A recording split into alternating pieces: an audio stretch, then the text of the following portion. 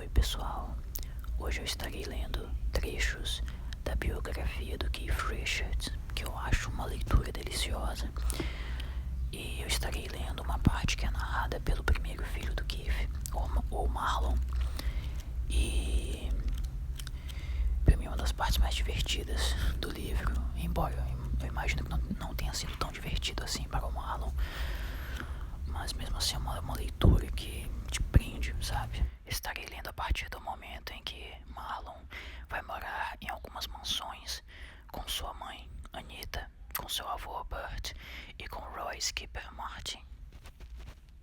Marlon.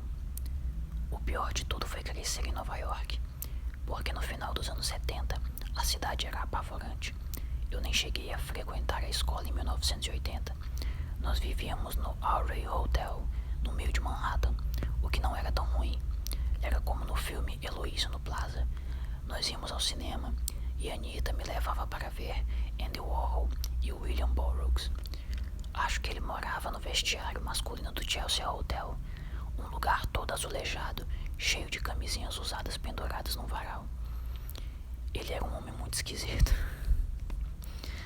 Depois disso, nós moramos na casa de onde Mick Taylor havia acabado de se mudar, no vilarejo de Sands Point, em Long Island, por aproximadamente 6 meses. A primeira versão cinematográfica de O Grande Gatsby foi filmada lá, na qual Sands Point é East Egg, com vastos gramados, um litoral imenso e uma piscina de água salgada, tudo muito decadente. Nós costumávamos ouvir uma banda de jazz dos anos 20 tocando no coreto, com som de copos tilintando e pessoas rindo e comendo num jantar festivo, mas os ruídos se dissipavam conforme você ia se aproximando. Essa casa com certeza tinha alguma ligação com a máfia. Eu encontrei fotos dos anos 50 no sótão, com Sinatra, Dean Martin e todo o Rat Pack. Foi ali que Roy apareceu pela primeira vez, antes que viesse morar com a gente. Ele era esse inglês louco que a Anita trouxe do Mud Club, onde atuava num show de comédia em que bebia uma garrafa inteira de conhaque no palco, enquanto contava piadas, tagarelava, recitava um poema de Shel Silverstein, intitulado The Perfect High, sobre um garoto chamado Gimson Roy, e lentamente tirava a roupa. Tudo isso por $200 e uma garrafa de conhaque. Anita o trouxe até a mansão e inicialmente nós o colocamos no sótão, mas um dia ele destruiu tudo num arrombo etílico. Ele era assustador. Nós acabamos tendo que expulsá-lo de casa. Ele bebia uma garrafa de conhaque de manhã e ficava cantando. Então nós resolvemos colocá-lo na casa do cachorro, que basicamente era um barracão. Ele tinha uma grande afinidade com o labrador na época e passava horas cantando com o cachorro. A primavera naquele ano foi amena, então não foi tão ruim assim. Anita também abrigou outros artistas alternativos. O escritor e poeta beatnik Manson Hoffenberg se hospedou conosco algumas vezes. Ele parecia um gnomozinho judeu de barbicha e costumava ficar sentado no jardim, nu, cuspindo nas pessoas que passavam de carro. Ele estava atravessando uma fase naturista, o que assustava um pouco os moradores de Long Island. Nós o apelidamos de gnomo de jardim. Ele passou um bom tempo conosco naquele verão. No final de 1981, logo depois de ter acompanhado Keith numa turnê, Roy veio morar com a gente. Ele se tornou uma espécie de guarda-costas oficial da família quando nos mudamos para Old Westbury, outra mansão imensa onde moramos de 1981 até 1985. A casa era um lugar descomunal e semi-abandonado onde morávamos apenas nós 4, sem móveis nem calefação, mas com um lindo salão de festa, onde eu costumava andar de patins, com murais dos anos 20 pintados nas paredes. Àquela altura totalmente descascados.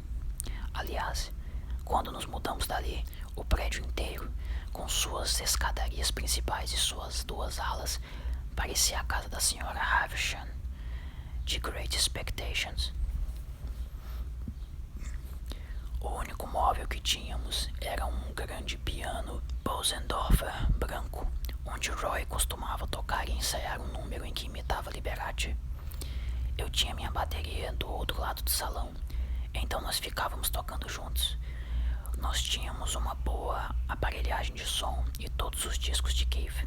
Então colocávamos um disco na vitrola e ficávamos acompanhando. Depois Roy preparava um jantar enlatado. De que lata você quer comer hoje? Spam ou... Eu me tornei vegetariano depois disso. Não, eu não quero mais spam, Roy. Muito obrigado. Anita levava uma vida extremamente autodestrutiva naquela época. Estava vivendo um momento muito obscuro. Ela ia a Nova York e, quando voltava, enchia a cara para se acalmar após ter injetado fosse lá o que fosse, e depois tinha acessos violentos de furor alcoólico. Apesar disso, tenho de admitir que ela trazia pessoas interessantes para casa. Basket, Robert Fraser e alguns amigos punks, como os caras do Dead Boys e do New York Dolls. Era tudo muito louco. Acho que a Anita nunca recebeu o devido crédito por sua contribuição para o movimento punk. Muitos daqueles artistas, pelo menos os de Nova York, passavam os fins de semana lá em casa. Ela voltava do Mud Club ou do CBGB's com o carro cheio de malucos de cabelo rosa. Eles até que eram pessoas legais, que na verdade não passavam de jovens judeus antissociais. De vez em quando Roy levava uma pilha de recibos até o escritório em Nova York e voltava com grandes envelopes cheios de notas de $100, nossa cota monetária do mês. Era hilário. Quando eu recebia a minha mesada, o que é que eu fazia com essa nota de $100 novinha? Eu saía para comprar gibis e ficava desfilando na rua com o dinheiro na mão. Os moradores de Long Island se acostumaram com a gente. Roy só andava a 140 km/h, berrando. E ele dirigia aqueles Lincoln Continentals enormes, umas banheiras que costumávamos alugar. A cada 2 meses, Roy se enchia do carro e trocava por outro. De vez em quando ele tirava 2 dias de folga e dizia: "Vou sair por 2 dias, não me perturbem." Ele se embebedava e voltava cheio de hematomas e todo cortado. Numa dessas saídas espetaculares, Roy teve uma discussão com alguém num bar de Long Island. Ele saiu do bar e 10 minutos depois entrou com o carro pelas janelas do bar, depois de ter batido em 3 outros veículos.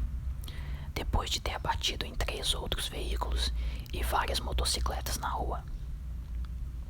Saiu do carro e entrou no bar que tinha acabado de destruir para usar o telefone. No dia seguinte, quando descobrimos que ele havia sido preso, pagamos a fiança e o tiramos da cadeia. Mas Bert era muito paciente com tudo aquilo. O Roy está com problemas de novo. Para a sorte de Roy, a força policial do vilarejo era privada. Então, toda vez que ele batia com o carro, os policiais lhe davam uma carona até em casa. À noite, Bert costumava frequentar um bar dos Hells Angels próximo à estação de trem em Westbury. Ele ficava ali sentado com os Hells Angels, aqueles caras de boné e jaqueta de couro, por horas a fio. Roy ia com ele e divertia todo mundo, cantando yodelês e berrando. Bert, por outro lado, vivia uma vida muito metódica. Ele acordava, ia nadar, depois voltava e preparava seu próprio café da manhã. As refeições dele eram muito regradas. Ele nunca comia a comida de Roy. Ele sempre bebia um copo de vinho licoroso Harvey's Bristol Cream às 7 da noite, porque a Roda da Fortuna começava às 7h30. Ele sempre assistia a Roda da Fortuna. Ele gostava da Vanna White e costumava torcer para ela, xingando as pessoas que eram grossas com ela.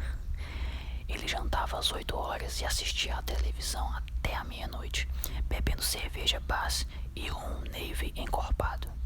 Graças a Deus as casas eram grandes, então às vezes eu simplesmente desaparecia para não precisar ver ninguém. Cada pessoa podia ficar com uma ala inteira da casa, e várias semanas se passavam sem que eu soubesse que diabos os outros estavam fazendo. As pessoas me perguntam: "Você se lembra quando Jim Michael Basket se hospedou com vocês por uma semana?" E eu respondia: "Não, talvez eu estivesse na ala leste." De vez em quando, nós mudávamos de quarto para que as coisas ficassem mais interessantes. Eu podia ficar 2 semanas sem ver o Roy, porque não sabia em que quarto ele estava dormindo. O senhorio não fazia nenhuma obra de manutenção. Então a casa foi ficando cada vez pior. Quando meu quarto ficava muito decrépito, eu me mudava para outro, Por sorte, tínhamos uns 15 quartos. Até que certo dia eu me mudei para o sótão. Era o único lugar disponível. Um sótão enorme, do tamanho de uma catedral, onde eu tinha minha cama, uma TV e uma escrivaninha. A porta ficava sempre trancada.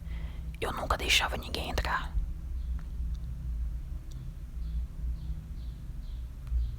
Então um dia chegamos à conclusão de que não podíamos mais ficar naquela casa.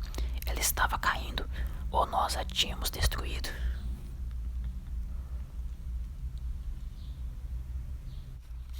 Foi quando nos mudamos para a nossa última mansão no vilarejo de Munich, no litoral de Oyster Bay. Por volta de 1983, Anita voltou para a Inglaterra por causa de problemas com a imigração americana e ficou por lá, vindo me visitar apenas ocasionalmente. Ela praticamente não chegou a morar nessa casa gigantesca com 12 ou 13 quartos, um lugar muito frio no inverno. Nós tínhamos uma lareira em uma das salas. Os quartos de Roy e de Bert tinham calefação e nós às vezes nos encontrávamos na cozinha. Para andar no corredor, você precisava colocar um sobretudo. Havia um elevador que subia para os quartos. Um dia o elevador quebrou e ninguém saiu dos quartos por 2 semanas.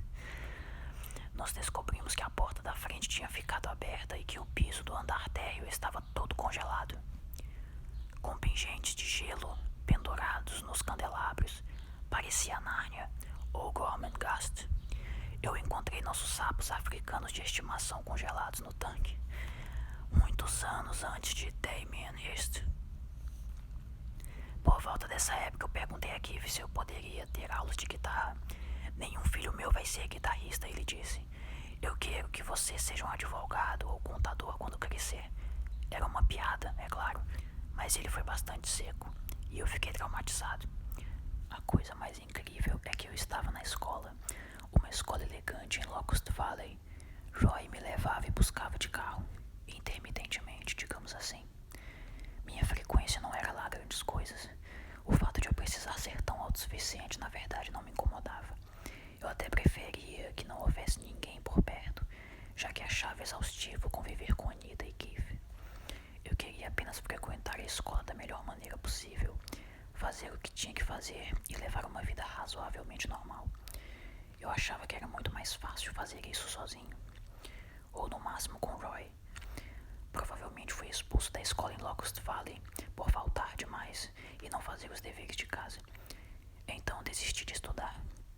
Alguns parentes aconselharam Keith, dizendo que eu era um delinquente e que ele devia me mandar para uma escola militar. Um deles tentou convencer Keith a me mandar para West Point. Na verdade, eu não teria me importado, mas Keith me perguntou: bem, o que você quer fazer? Você quer desistir de vez de estudar? E eu respondi: não, quero continuar meus estudos. Eu quero ir para a Inglaterra, porque não vou conseguir fazer isso nos Estados Unidos. Fui para a Inglaterra em 1988 e me mudei para um apartamento na Jet Street, em Chelsea, em frente à casa de Anita. E antes que eu me esqueça, naquele ano passei com A em 4 matérias. Então, pessoal, é isso. Durmam bem e até o próximo vídeo.